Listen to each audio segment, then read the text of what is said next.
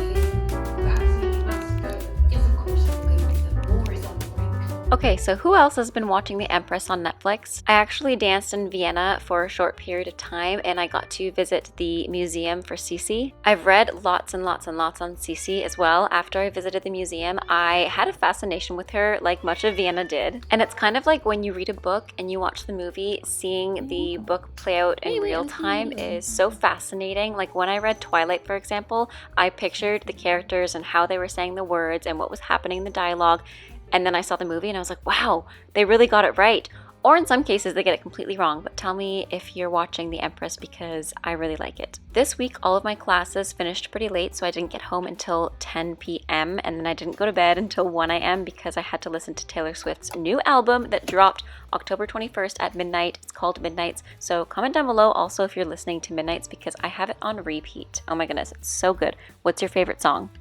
Hi guys, welcome back to my YouTube channel. My name is Jasmine McDonald. If you're new here, I post ballet and fitness related videos every single Tuesday, Thursday, now Sunday. And if you're also new, you may as well hit subscribe. Today is Friday and it's around 9 o'clock. I slept in a lot because I got home around 10 from dance, and I have kind of the opposite schedule of everybody else in the world, it seems. Everybody else has 9 to 5 or starts early in the morning, and I did start early in the morning, but now later October and in November, I'm actually starting a little bit later and ending a little bit later, which is fine for me personally because that means I get to sleep in. And that also means I get to stay up until midnight and listen to Taylor Swift's album release and drop at midnight. Her 10th studio album dropped at midnight last night, October 21st, technically October 22nd, because I think today's the 22nd, I could be right. Yeah, and then she, I guess, dropped her second version of Midnights at 3 a.m. The second, yeah, so that happened at 3 a.m. I missed that, so I just listened to it this morning in bed while Stephen got ready for work. And I'm going to clean the house, I'm gonna read, I'm gonna relax and rejuvenate this morning and do a little bit of a ballet class later. I ended work pretty late last night and I'm feeling pretty tired. I do have some work to get done for noon just for my other non-dance job, so I have to do that. And then as soon as I'm done that, I will make some food, I think. Maybe I'll even do that beforehand so that I'm just done cooking for the day. I hate cooking until late at night unless like relaxing for the rest of the night and I can relax with a glass of wine and watch a show or something. You know, I know I work early in the morning tomorrow, so I'm going to be going to bed pretty early tonight because I work at 9 a.m. at the studio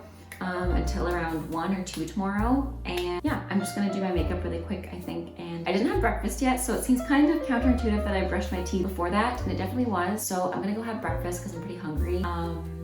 And then probably read a book, hang out, do a ballet class, maybe take another bath. Guys, I've been taking, it seems like I take a bath every day in my vlogs, but I just vlog the days where I take baths. Like I promise you, I'm not having a bath every single day and a shower.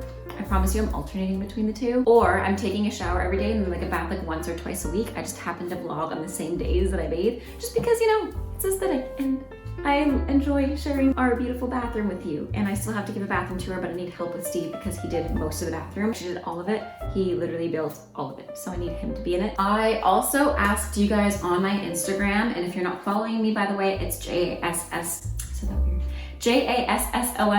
TikTok is JASSS OME. So on my Instagram, I asked you guys to ask me anything, and then you did. And then a lot of you actually wanted ballet classes, pointe classes, even bar fit classes. Then I suggested, would anybody sign up for like a $5 drop-in class during the week? And then I would also do like lives once a month. And you guys responded, so I think I'm gonna try to work that into my schedule. So I'll just work on a lot of scheduling and admin stuff today as well. And comment down below if you guys would be interested, because I was thinking of spreading it across 3 platforms, because I have a bigger following on my Instagram, so more people would technically tune in and be able to join. But I also don't want to exclude my YouTube followers, even though there's a lot less on YouTube than Instagram. I want you guys to be able to join along too and part of the fun. So I was thinking Mondays could be Instagram, Tuesdays could be TikTok, Wednesdays could be YouTube, because I'm lacking on YouTube on Wednesday anyways, because I post every Sunday, Tuesday, Thursday. And then Thursdays could rotate again to Instagram, Friday, TikTok, and maybe Sunday, YouTube. Comment down below if that would work for you guys. Obviously on YouTube, it would just be like a live stream. And then on Instagram, it would also be a live stream. I don't know if I do that like once a month for 1 week. And then I just do drop-ins like through Zoom. But anyways, I'm gonna go get ready and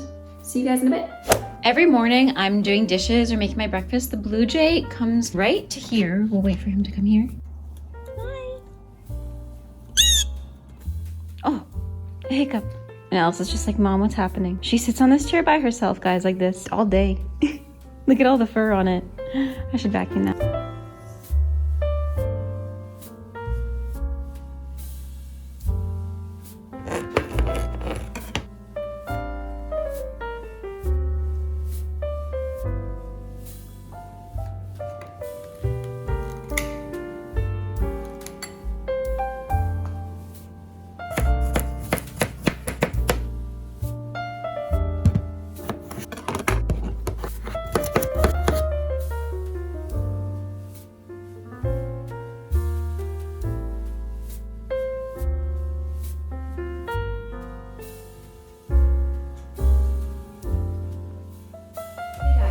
It has been a number of hours. It is almost 1:30 and I have not been productive. I have been. I have to tell myself I have been. I called a really good friend, Oscar, and I haven't spoken to him in weeks, so it was really nice to catch up. And I know I said I would do chores. I've not done a chore except for maybe clean the dishes. I did cook, however, so that's something. And I got some mail from the government, and that is the bane of my existence because there's so many forms to fill out.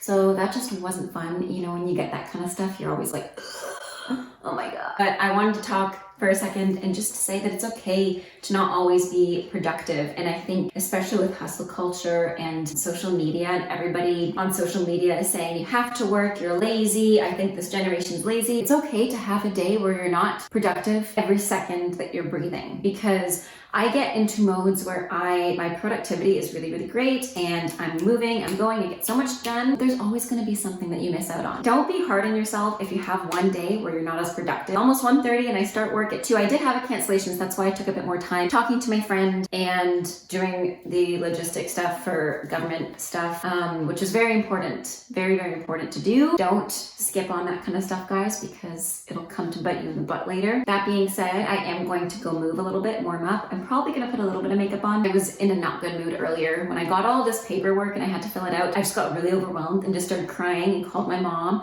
And my mom was like, Jasmine, it's fine. It's gonna work. It's gonna be fine. Just do the paperwork, move on with your day. And I was like, you're right. Why am I crying over this? So I just did it. It is done. And then I felt worse about myself because I wasn't productive because I kept putting it off. But then once I did it, I accomplished something. So now I'm gonna go accomplish something else, prep for my interview a little bit, and then do some dancing. These leggings are from Aerie and they have like the flare bottom on them as well, which I really like. And then this leotard is from Tutu List, so yeah.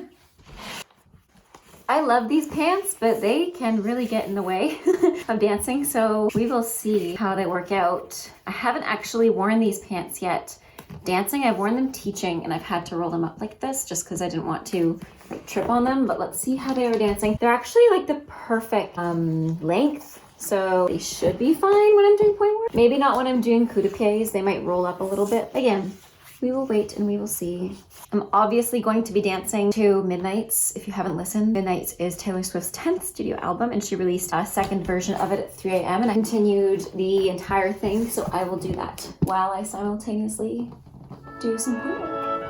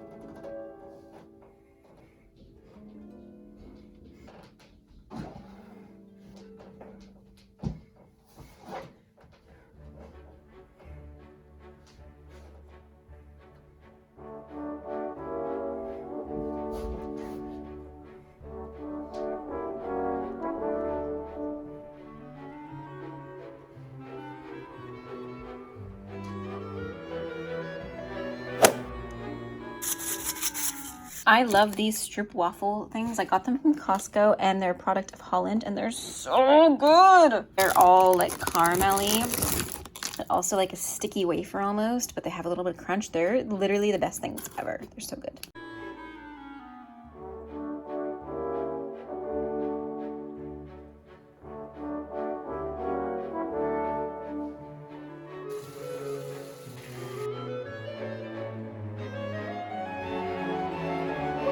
Little cat.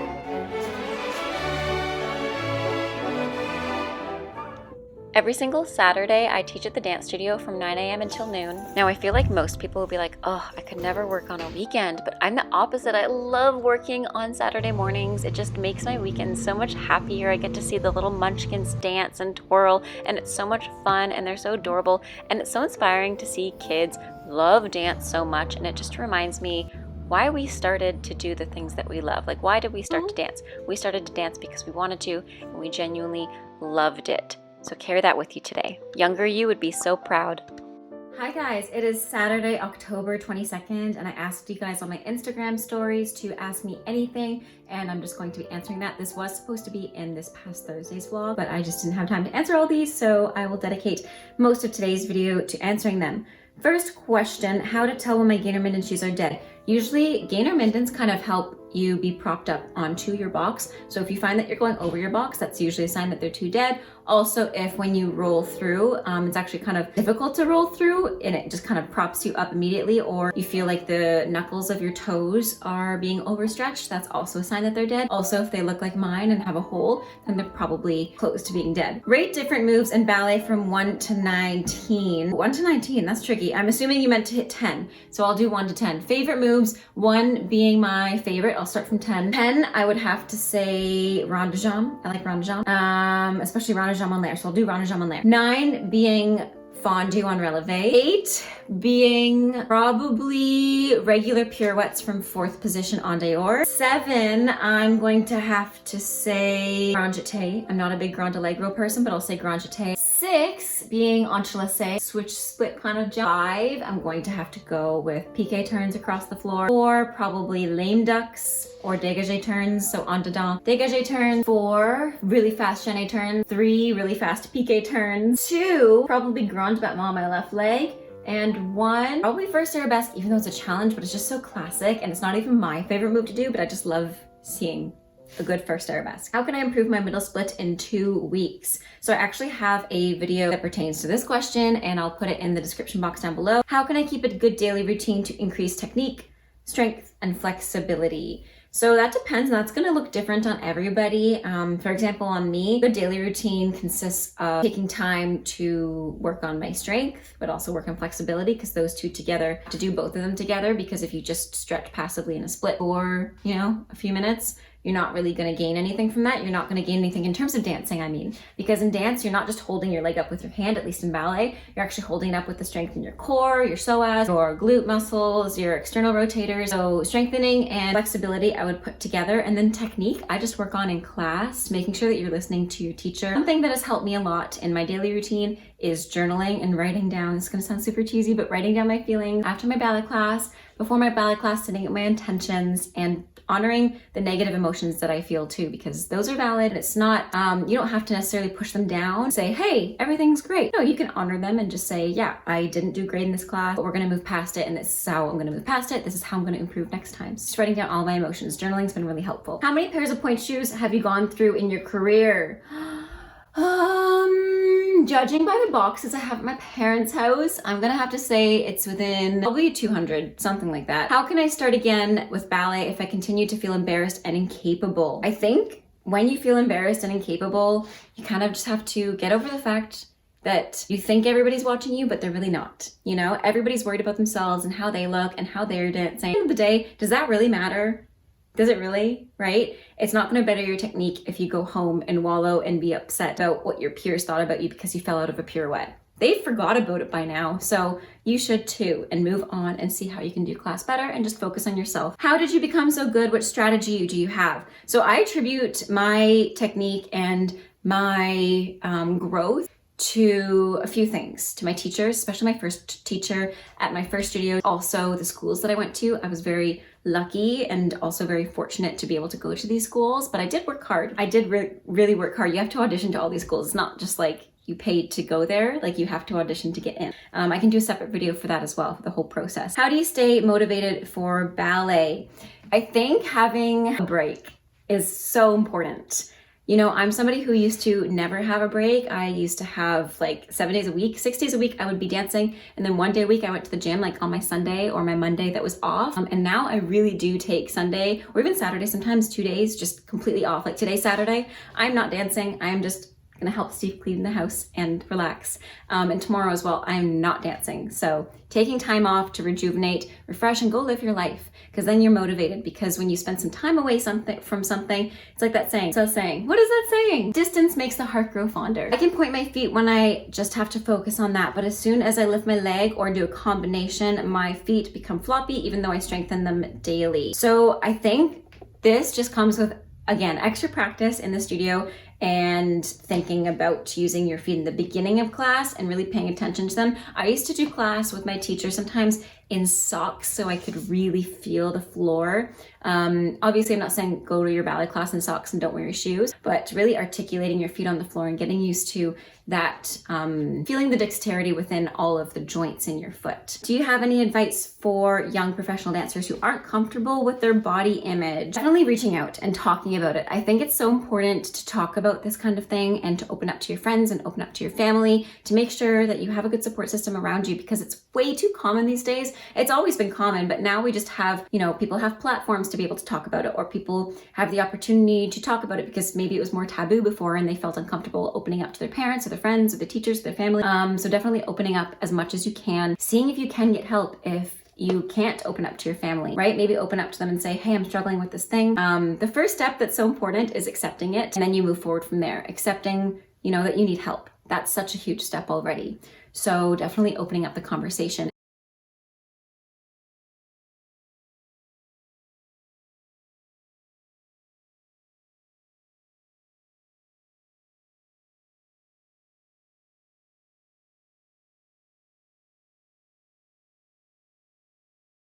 At what age did you have your first ballet solo? My first ballet solo, I believe I was 13 years old and I was on the competitive team. How do you always look so confident? Practice and many years. I'm 26, so I didn't really find this same confidence until I was, I don't know, 23 or 24 after I left ballet, because I had no confidence during ballet. And then when I left, I gained a lot of confidence. And I think that came with surrounding myself with positive people, a positive environment, and telling myself I'm awesome, right? Can you do a tutorial on leaps, please? Absolutely. I want to get back to my technique tutorials or my technique tips for Tuesday. So comment down below some more suggestions for technique tips. How do you manage not to give up? I'm doing ballet for 8 years, but I've got a hard time with Pointe. You know, there's been times where I've wanted to give up, and there were times where I did have to give up for my mental health. Like I took almost a year and a half off at one point. Distance made the heart grow fonder.